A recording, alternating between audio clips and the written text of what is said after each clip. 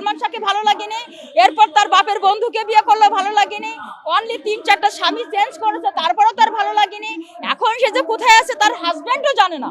1 নম্বর আসামি যিনি ছিলেন সামিরা, এই সামিরার দ্রুত গ্রেপ্তারের দাবিতে আজকে আমাদের রাজপথে এসে আজকে মানববন্ধন করার আয়োজন করেছি। সো আমাদের অনুরোধ যেন সামিরাকে অতি বিলম্বে খুব দ্রুত সামিরাকে গ্রেপ্তার করে। সামিরার চরিত্র তো বলার কোনো ভাষাই নেই।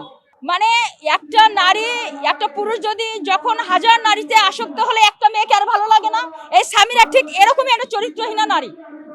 আমরা তো আমাদের পুরো নারী সমাজকে কুলুষিত করেছে একটা নারী। ও এতগুলো পুরুষে আসক্ত, আমার মনে হয় কোটি পুরুষে আসক্ত। আর এই জন্য ওর একটা নায়ককে আর ভালো লাগেনি, এক সালমান শাহকে ভালো লাগেনি, এরপর তার বাপের বন্ধুকে বিয়ে করলো ভালো লাগেনি, অনলি 3-4টা স্বামী চেঞ্জ করেছে তারপরেও তার ভালো লাগেনি। এখন সে যে কোথায় আছে তার হাজব্যান্ডও জানে না। আমরা মানে আউটসাইড থেকে জানতে পারলাম তার হাজব্যান্ডের কাছে জিজ্ঞাসাবাদ করা হয়েছে।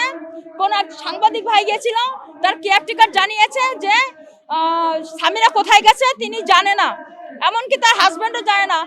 একটা বউ বাড়ি নেই, তার হাজব্যান্ড জানে না, এর মতো এটা আপনি কি বলবেন?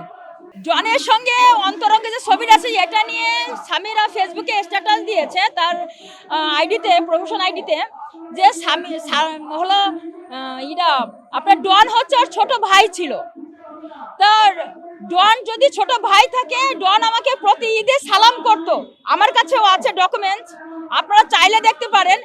সো একটা বোনের পায়ে সালাম করার মানে যে রুট, সেটা যদি একটা একদম নস্টালি ছবি হয়, তাহলে ভালো ছবি কাকে বলে এবং নষ্ট ছবি কাকে বলে, এটা আমার মিডিয়ার কাছে অনুরোধ।